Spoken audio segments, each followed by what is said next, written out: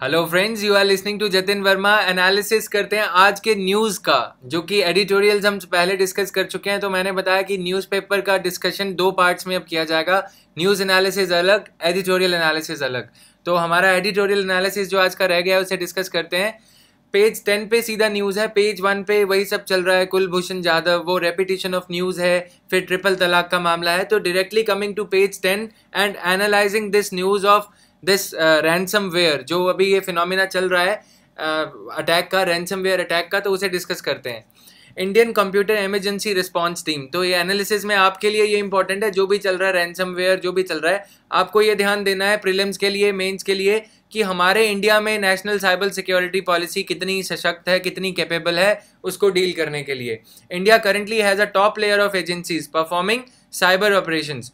National technical research organisation, national intelligence grid भी है हमारे यहाँ पे, नेशनल इंफॉर्मेशन बोर्ड भी है, और उसके अलावा हमारी जो मेन है ये है Indian computer emergency response team, is the government organisation under ministry of electronics and information and technology. तो पहले तो आप ये देखोगे कि ministry of electronics and information and technology कब एस्टैब्लिश करी गई, ये सवाल है आज का इसमें। It is the nodal agency that deals with cyber security threats like hacking and phishing. It strengthens security related defense of the Indian internet domain. तो ये चीज़ है नेशनल साइबर सिक्योरिटी पॉलिसी पे। देखिए, पहले प्रीवियस ईयर में जो question आ चुका है 2015 में, आई थिंक ये क्वेश्चन आया था, considering the threats cyber space poses for the country, India needs a digital armed force to prevent crimes. Critically evaluate national cyber security policy 2013. तो क्रिटिकल इवैल्यूएशन मांगा गया, यहाँ पे कटाक्ष करते हुए इसका इवैल्यूएशन करना है आपको।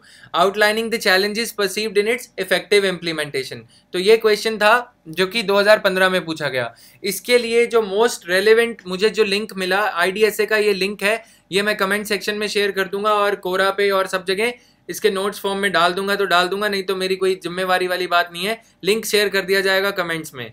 Salient provisions of national cyber security policy, ये आप लोग ढूंढोगे, नहीं तो ऑब्वियसली कोरा पे मैं इसे शेयर कर दूंगा। तो वेट टिल द इवनिंग, ये कोरा पे शेयर कर दिया जाएगा।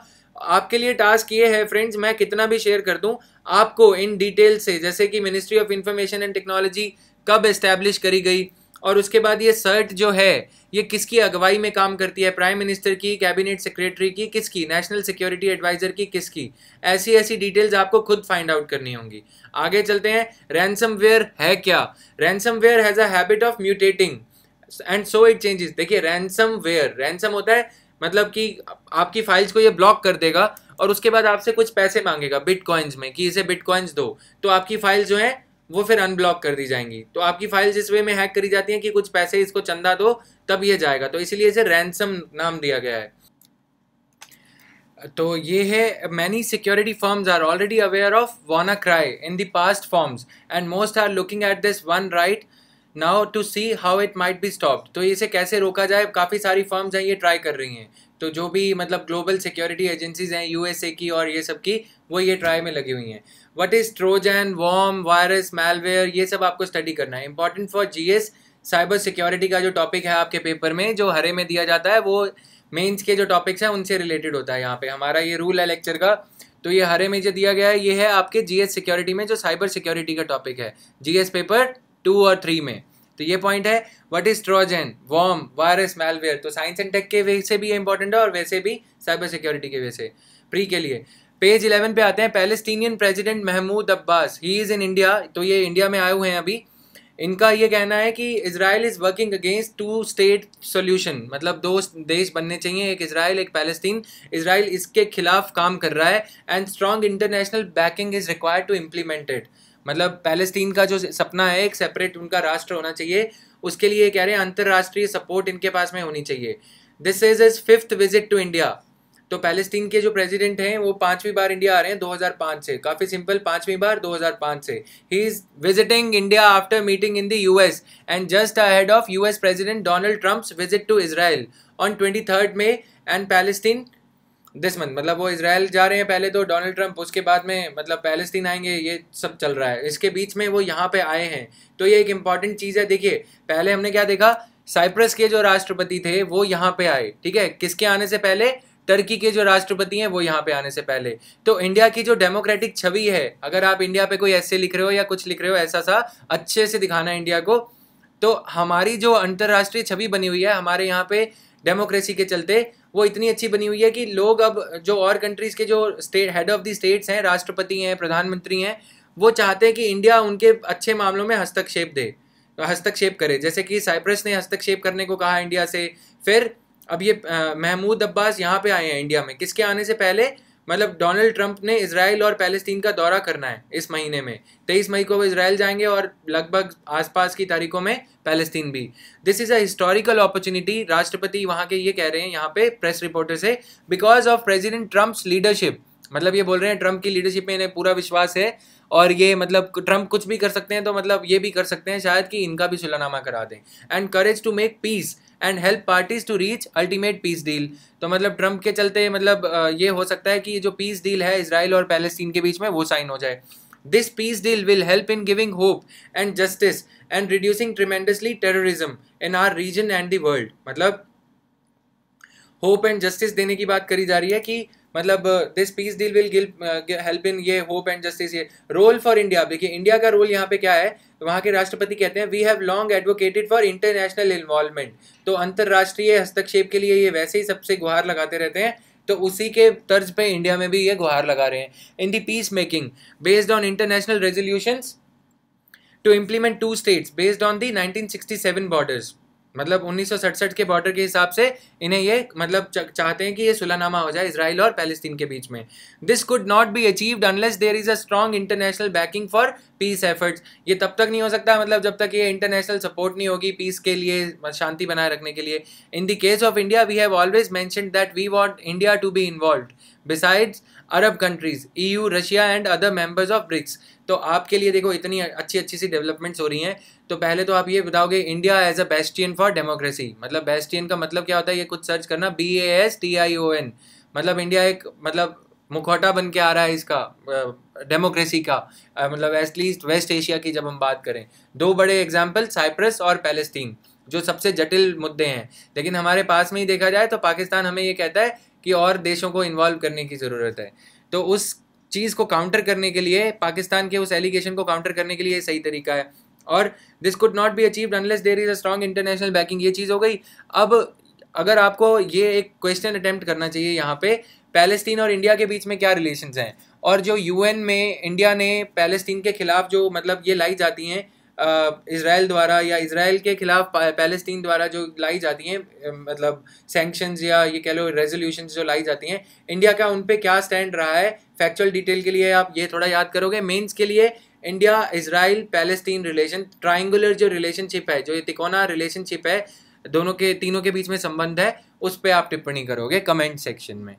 आगे चलते हैं। ये देखिए, ये है मैप यहाँ का, ये है टेल अवीव, ये इजराइल है, ये जो येलो में आप देख रहे हो, और ये जो एरिया है वेस्ट बैंक और गाज़ा, ये इजराइल का पैलेस्टीन का पार्ट माना जाता है। तो ये यूनाइटेड नहीं है, ये अलग अलग है, ठीक है। ये लैंडलॉक्ड है, एक तरह से पूरी तरह से निर्भर है कि इजराइल इन्हें एक्सेस देगा। यदि यहाँ से कोई शिप आता है, कोई समुद्री जहाज आता है खाने की पूंजी लेके, खाद्य पदार्थ लेके, तो उसको इजराइल की अनुमति चाहिए होती है यहाँ पे जाने के लिए। तो जब कभी दोनों में संबंध बिगड़ते हैं, इजराइल ये रास्ते पूरी तरह से चौक कर देता है, बंद कर देता है। ये चीज़ें हैं। और ये इजराइल धीरे धीरे हमने पहले भी स्टडी करा था, यहाँ पे ये घुसते चले जा रहा है, ये अंदर कट करते जा रहा है, और यहाँ पे भी ये साइट्स बनाते जा रहा है इजराइल। तो इसको रोकने के लिए पैलेस्टीन बार बार ट्राई करते रहता है। फिर हमास, और मतलब हमने बात करी थी, हमास यहाँ पे एक ग्रुप है जो कि सेमी टेररिस्ट ग्रुप है, उनकी पॉलिटिकल ऑर्गेनाइजेशन भी है, वो इस चीज़ को रोकने के लिए काम करते रहते हैं। फिर दूसरी एक वहाँ पे जो बॉडी है PLO, पैलेस्टीन लिबरेशन ऑर्गेनाइजेशन, जिसके कि महमूद जो अब्बास जो आए हुए हैं इंडिया में, जो इससे बिलोंग करते हैं, तो वो यहाँ पावर में है। तो ये चीज़ें हैं यहाँ पे। अब आगे चलते हैं। एक लीडर का मैंने आप लोगों को नाम बताया था, जो लोग कंटिन्यूसली फॉलो करते हैं, कि गाज़ा में एक नए लीडर सिलेक्ट हुए हैं जो कि किससे बिलोंग करते थे, हमास से। और हमास और इनके बीच में अभी जो चार्टर साइन हुआ था, उसके बारे में थोड़ा सा कमेंट करोगे आप, पता लगे कहीं सब भूल गए हो। नहीं, अगर भूल गए हो तो रिवाइज कर लेना प्लीज़। अब आते हैं ये मैप, अगर ब्रॉड मैप देखना है वेस्ट एशिया के मैप में ये कहाँ फिट बैठती हैं ये कंट्रीज़। ये देखिए, ये रहा इजराइल और ये रहा छोटा सा पैलेस्टीन। तो मतलब ये ऐसे करके छोटा सा एक रीजन है। हम कितनी दूर है इनसे, अगर ये देखो तो ये ईरान है, ठीक है। यहाँ से ईरान से थोड़ी दूर गए ये पाकिस्तान आया, फिर थोड़ी दूर जाएंगे तो इंडिया आ जाएगा। तो ये है ये रीजन, जैसे कि मतलब इजराइल पैलेस्तीन की यहाँ पे लड़ाई चल रही है, और ये रहा टर्की और ये रहा साइप्रस जिसकी हम बात कर रहे थे। तो ये दोनों सेम कंट्रीज़ के मतलब राष्ट्रपति हमारे यहाँ पे आए हुए हैं गुहार लगाने के लिए कि आप हमारा सुलहनामा कराओ। पहले साइप्रस के आए थे, अब पैलेस्टीन के आए हैं। तो ये मुद्दा है। अब आते हैं बिजनेस पेज पे। Iran sets new conditions for Farzad B gas block. पहले देख लेते हैं फरजत बी गैस ब्लॉक है कहाँ पे। मैंने आपको बताया ये ईरान है, ग्रीन में जो आप देख रहे हो ये ईरान है, ठीक है। यहाँ पे कहीं समवेयर फरजत बी गैस ये ब्लॉक है, जो कि इंडिया की ONGC ने ही सर्च करा था आज से 10 साल पहले, और इन्होंने $80 मिलियन यहाँ पे खर्च कर दिए हैं। उसके बाद ईरान कह रहा है कि हम अब तीन गुना ज़्यादा टर्म्स पे तेल आपको बेचेंगे, ऐसे नहीं बेचेंगे हम। क्यों ऐसा कह रहा है? क्योंकि कटार, ये जो कंट्री देख रहे हो, कटार बोलो या कतार बोलो, जो भी बोलो, ये कटर कंट्री से इंडिया ने 3 गुना ज़्यादा पे गैस खरीदने की बात करी है। इसलिए ईरान बोल रहा है मैं भी कि मुझे भी इतने ही पैसे चाहिए। लेकिन इंडिया बोल रहा है कि जब तुम पे सैंक्शंस लगी थी, जब USA के चलते सैंक्शंस की चलते तुमसे कोई तेल नहीं खरीदा था, तो याद रखो कि हम तुम्हारे साथ खड़े थे। तो ईरान बोल रहा है रात गई बात गई, अब तो हम मतलब 3 गुना ज़्यादा पे ही दाम पे गैस बेचेंगे, क्योंकि आप कटार से भी तो इतने पे खरीद रहे हो। तो ये होता है कि मतलब जब हम एक स्टैंडर्ड नहीं रखते। तो इंडिया ने बोला है कि अभी तो कच्चे तेल के दाम, गैस के दाम पहले ही कम चल रहे हैं, तो हम तुम्हें इतना दाम क्यों दें। तो ये फंडा है। Iran sets new conditions for Farzad B gas block. In fresh conditions, Iran wants India to pay more than triple the gas price for award of coveted Farzad B natural gas block to ONGC Videsh Limited. तो ये मुद्दा है। Iran wants India to buy all of natural gas. मतलब एक तो पहले महंगी खरीदो, फिर सारी तुम ही खरीदो, ठीक है। तो सोने पे सुहागा वाली बात करना चाह रहा है। पर्शियन गल्फ में है ये फरजत भी।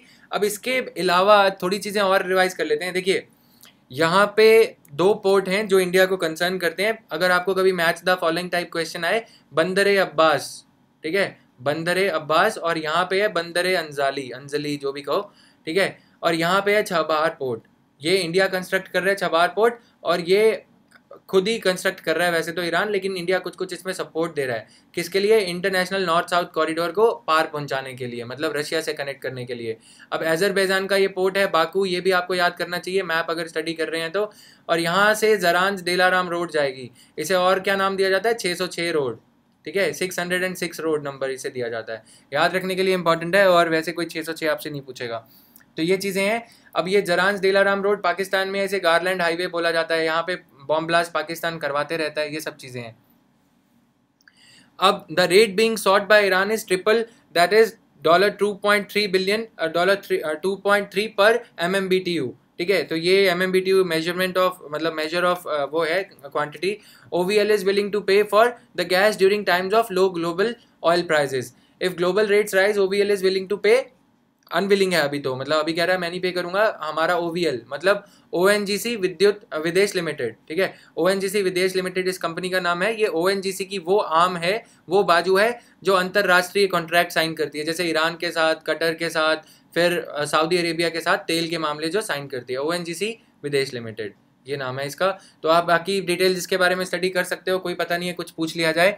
Since the lifting of western sanctions, Iran is playing hard ball over the award of field which was discovered by OVL. तो ये फरजत B was discovered by OVL in Farsi block about 10 years ago. फरजत फारसी, तो ये याद रख लेना, ठीक है। जो बोलते रहते हो ना फारसी में बोल रहे हो या कुछ भी, तो वो फारसी अब याद कर लेना। फरजत यहाँ से आया है वो वर्ड, फारसी से, ठीक है। The project has so far cost the OVL led consortium. अब कंसोर्टियम मैंने बता चुका हूँ, कंसोर्टियम क्या होता है? जब 2-3 कंपनीज, जब किसी भी मुद्दे में रिस्क होता है तो ये सारे मिल के समझौता करते हैं। मतलब तो ये जैसे आप स्कूल टाइम में शरारत करने जाते थे, कोई भी उल्टी सीधी हरकत करनी होती थी तो 2-4 को और साथ में ले जाते थे, तो फंसेंगे तो हम भी फंसेंगे, अकेले मतलब साथ में फंसेंगे, अकेले नहीं फंसेंगे। उस सेंस में कंसोर्टियम साइन करा जाता है। अब ये अपने साथ में गेल वगैरह और कंपनीज को मिला के ये कर रहे हैं। तो आपको डिटेल्स इसमें दी हुई हैं। वैसे तो इंडियन ऑयल कॉरपोरेशन है, ये ऑयल इंडिया लिमिटेड है, इनके साथ में मिला के ये किया है। ओवर $80 मिलियन ये पहले से खर्च कर चुके हैं। अब इनको मतलब ईरान अंगूठे दिखा रहा है कि मैं जो खर्चा कर दिया, हम नहीं करेंगे अब, मतलब इतने पे तेल गैस हम नहीं बेचेंगे। तो ये पॉइंट है। सेकंड न्यूज़ जो है बिजनेस पेज पे, अप्रैल trade deficit widens to $13.2 billion. तो अब ये आपके लिए फारसी हो जाएगी, ट्रेड बिलियन है क्या, तो पहले ये मतलब ट्रेड डेफिसिट होता क्या है ये समझा दें। बिलियन तो बाद में देख लेंगे। हाईएस्ट सिंस नवंबर 2014। अब क्योंकि ये नवंबर 2014 से पहली बार इतना बढ़ा है, अप्रैल का, सिर्फ अप्रैल के महीने की बात कर रहे हैं, तो क्या कारण है पहले वो देख लो। Rise in import of oil and pearls and precious and semi precious stones augur well for the exports of petroleum products and gems and jewellery as such important are inputs for exports. मतलब ये दो अपने आप में बढ़ना इनका चिंता का विषय है, लेकिन ये एक्सपोर्ट्स करते हैं। हमारे इंडिया में क्या होता है, हम जेम्स एंड ज्वेलरी डायमंड वगैरह यहाँ पे ले आते हैं, फिर उसे तराशते हैं, डायमंड प्रोसेस करके हम यहाँ से बेच देते हैं। तो हम जो इनका आयात करते हैं उसको निर्यात में तब्दील कर देते हैं। तो ये चिंता का विषय इतना नहीं है, लेकिन चिंता का विषय क्या है, जो इलेक्ट्रॉनिक इंपोर्ट्स हम लोग करते हैं। इलेक्ट्रॉनिक इंपोर्ट्स क्या होता है, जैसे सैमसंग के मोबाइल आप लोग खरीदते रहते हो, पता नहीं किस किस को गिफ्ट कराते हो, फिर 2 महीने बाद, मतलब चलो छोड़ो, उन विषयों पे नहीं जाते हैं। इलेक्ट्रॉनिक इंपोर्ट्स बढ़ रहे हैं, जैसे कि हम कोई गैजेट्स खरीद रहे हैं या कोई चीज़ें खरीद रहे हैं, वो चीज़ें बढ़ रही हैं। तो उनके लिए इंडिया की कौन सी पॉलिसी है, उसका आप नाम बताओगे। इंडिया ने एक पॉलिसी बना रखी है कि हमें इलेक्ट्रॉनिक जो हम इंपोर्ट्स करते हैं उन्हें कम करने के लिए एक पॉलिसी है। कोई भी ऐसा चैलेंज होता है, अब हमारे इलेक्ट्रॉनिक इंपोर्ट्स ही आने वाले 10 सालों में बढ़ेंगे जैसे जैसे हम डिजिटाइज होते जा रहे हैं। तो ये इलेक्ट्रॉनिक टावर्स हैं, उनके जो मतलब इक्विपमेंट हैं वो चाइना से आ रहे हैं, और कई हाई जो सोफिस्टिकेटेड है वो यूएसए से, यूरोप से आ रहे हैं। तो उनके इंपोर्ट हमें कम करने के लिए नेशनल ई मैन्युफैक्चरिंग पॉलिसी हमने बना रखी थी। तो उसके प्रावधान कुछ कुछ मैं शेयर कर दूंगा, जिम्मेवारी नहीं ले रहा हूँ, कहीं दिमाग खा जाओ कि भैया मतलब उस पर शेयर करो, कोरा पे आप लोग शेयर करोगे, नहीं तो क्वेश्चन पुटअप कर देना और मुझे टैग करके क्वेश्चन करना। 24 से 36 घंटे के अंदर कोशिश करूंगा कि मैं आंसर कर दूं, right. Data shows surge in gold and oil imports among others. The term current account deficit and trade deficit are often used interchangeably, but in fact they have substantial different meanings. तो current account क्या होता है, देखिए current account broader होता है। Broader कैसे, current account का एक पार्ट है ट्रेड डेफिसिट। अब आप समझोगे कैसे पार्ट है। The trade deficit is largest component. अब ये कंपोनेंट लार्जेस्ट होता है। देखिए अब हमने किसी कंट्री से कोई गुड्स खरीदी, ठीक है, कोई पदार्थ खरीदे, जैसे इलेक्ट्रॉनिक गुड्स खरीदी, सैमसंग के मोबाइल खरीदे, तो वो हमारा क्या हो गया, इम्पोर्ट्स हो गए। जब इम्पोर्ट्स एक्सपोर्ट से ज़्यादा होते हैं तो उसे क्या बोला जाता है, ट्रेड डेफिसिट, ठीक है। अब जब इंपोर्ट्स एक्सपोर्ट से कम होते हैं, या फिर ये कहें एक्सपोर्ट्स मतलब हिंदी में बोले निर्यात जो हमने किया है, यदि वो ज़्यादा होता है और आयात कम होता है, चाहे वो कच्चे तेल का हो, गोल्ड का हो, कम होता है जब वो, तो हमारा ट्रेड सरप्लस होता है। और जब निर्यात कम है, आयात ज़्यादा है, गोल्ड का, तेल के चलते जो हमारा आयात ज़्यादा रहता है, तब उसे ट्रेड डेफिसिट बोला जाता है। तो ये पहली बार हुआ है नवंबर 2014 के बाद, 17-18 सालों के बाद नहीं हुआ है, नवंबर 2014 के बाद, कि $13.2 बिलियन से मतलब इतना लेवल कभी नहीं पहुंचा है नवंबर 2014 के बाद। तो ये ऐसा अभी हुआ है। ये है current account deficit is a broader measure. अब इसमें क्या है, ट्रेड डेफिसिट मैंने बता दिया आपको। A nation has a trade deficit if the total value of goods and services, जो इन्फोसिस कॉन्ट्रैक्ट साइन करती है वो भी इसमें इंक्लूडेड होता है, ठीक है। Is it's import it is goods and services it imports is greater than, मतलब हमने आयात सर्विसेज का ज़्यादा किया है और निर्यात कम किया है, ठीक है। If total value of nations export exceeds total value of imports, then trade surplus। मतलब एक लाइन खींचोगे वहाँ पे याद रख लो EI, ठीक है। जब ये चीज़ ज़्यादा होगी तो ट्रेड सरप्लस होगा। इंडिया के केस में ये कभी ज़्यादा होती नहीं है एक्सपोर्ट, हम ज़्यादा आयात करते हैं, निर्यात कम कर पाते हैं, ठीक है। क्यों, हम कच्चे तेल के लिए निर्भर रहे हैं, हम सोना ज़्यादा खरीदते हैं, इसके चलते। The current account deficit is a broader measure that include, current account deficit broader है इसलिए उसमें ट्रेड डेफिसिट इंक्लूडेड होता है। In addition to trade deficit, current account deficit में और क्या क्या होता है, factor income and financial transfers. अब फैक्टर इनकम की बात करें, देखिए आपके चच्चा के चच्चा के चच्चा ने कहीं यूएसए में कोई दुकान खरीदी और वो एटीएम को दे दी, ठीक है। अब वो एटीएम वाला जो है, मतलब एटीएम का जो बैंक है, बैंक ऑफ अमेरिका यूएसए में, उन्होंने क्या किया, चच्चा, चलो मेरे चच्चा के चच्चा ने, कहीं उस पर भी जज्बाती हो जाओ, अब उन्होंने रेंट दिया। अब वो रेंट का क्या किया गया, वो रेंट यूएसए से इंडिया में वापस आएगा, तो इसे फैक्टर इनकम बोला जाता है। यहाँ पे फैक्टर्स ऑफ प्रोडक्शन जो होते हैं ना दोस्तों, सीरियस लेवल पे बात कर रहा हूँ, थोड़ा मतलब जागने का ही टाइम है तो जागोगे ही। तो यहाँ पे ये है कि फैक्टर वो होते हैं, factors of production, land, labour, capital जो भी है, ठीक है। अगर उनके प्रति कोई कॉस्ट आती है, कोई वापस पैसा भेजा जाता है, तो इसे फैक्टर इनकम बोला जाता है। और फाइनेंशियल ट्रांसफर्स क्या होती हैं, जैसे जो हमारे लोग यूएई में, दुबई में काम कर रहे हैं, जो वो पैसे अपने घर वालों को वापस भेजते हैं चिट्ठी के साथ, उस पैसे को बोला जाता है financial transfer. Factor income is determined by subtracting the income made by citizens of a country on their foreign investment from income earned by foreigners. मतलब अब यहाँ पे समझने की चीज़ है, थोड़ा सचेत रहना। देखिए यहाँ पे क्या है कि फॉरेन इन्वेस्टमेंट, कोई मतलब इन्वेस्टर है हमारे यहाँ पे, उन्होंने यहाँ पे कोई इन्वेस्टमेंट करी थी, ठीक है, कोई गाड़ी वाड़ी खरीदी उसे टैक्सी पे डाल दिया, या कोई भी मतलब ऐसा कुछ खरीदा उसे टैक्सी गाड़ी कोई भी व्यापार किया, और उस पर जो उन्हें इनकम आ रही है ना अपने घर बैठे ही, यूएसए में बैठे ही, तो वो माइनस करेंगे किसमें से, जो हमारे लोगों ने हमें हमें मतलब यूएई से इनकम जो भेजी है, मान लो $63 बिलियन भेजे हैं, रिसेंटली एक रिपोर्ट आई थी, ठीक है, उसमें से इन्होंने जो फॉरेन वाले यहाँ पे आते हैं, उन्होंने अपने एसेट्स पे गाड़ी बंगला जो भी उन्होंने किराए पे दे रखा है, उसमें से उन्होंने यहाँ से इंडिया से भेजे $33 बिलियन वापस। तो हमारे पास टोटल कितना हुआ, $63 बिलियन, मतलब $30 बिलियन हमें बच गया। तो इसे बोला जाता है फैक्टर इनकम। यदि ये उल्टा हो जाएगा तो ये क्या होगा, फैक्टर एक्सपेंडिचर हो जाएगा एक तरह का, मतलब कि हमने दिए ज़्यादा हैं, $63 बिलियन हमारे यहाँ से जो ये मतलब फॉरेनर्स आए कमा कमू के ले गए, और हमने उनसे कम कमाए, तब क्या होगा, तो फैक्टर एक्सपेंडिचर हो जाएगा। तो याद रखना, एन एक्सपेंड, अब फॉरेन इन्वेस्टमेंट ये हो गया। An example of factor income is rental profit. जैसे मैंने बताया कि मतलब किसी ने वहाँ पे एटीएम खरीदा था, ना आपके चच्चा ने ना मेरे ने, किसी ने भी खरीदा था, तो उसका जो रेंट जाएगा वहाँ पे, वो रेंट वापस इंडिया में जो आएगा उसको फैक्टर इनकम बोला जाएगा। Financial transfers include interest earnings and foreign remittances. तो मतलब मान लो कि आपके पड़ोस का कोई लड़का गया है, वो दुबई में पेट्रोल पंप पे काम करता है या टैक्सी चलाता है, ठीक है, उसने जो पैसे अपने घर मम्मी के नाम पे पैगाम भेजा है, साथ में उसके साथ जो पैसे भेजे हैं, उसे फॉरेन रेमिटेंस कहा जाता है। Foreign remittance refers to money earned in one country that is sent back to another country, as is the case of person working outside his or her home country and sending money back home to relatives, रिश्तेदारों को पैसे भेज रहा है। In some cases remittances constitute a significant portion of GDP of a country where they are received, as in case of India। ये अब आप बताओगे कितना है इंडिया के केस में ये। तो ये था आज का न्यूज़पेपर एनालिसिस। पेज 1 2 3 4 5 6 7 8 9 पे कोई न्यूज़ नहीं आई है, रेस्ट एश्योर्ड, पूरी जिम्मेवारी के साथ अगर पढ़ा रहा हूँ, नहीं तो मैं न्यूज़पेपर का एनालिसिस डालता ही नहीं। अगर डाला गया तो यही न्यूज़ है पढ़ने के लायक। ट्रिपल तलाक वाला मुद्दा हमने एडिटोरियल में सुबह डिस्कस कर लिया था, तो उसे रिपीट करने का कोई फ़ायदा है नहीं था। तो दिस इज़ ऑल।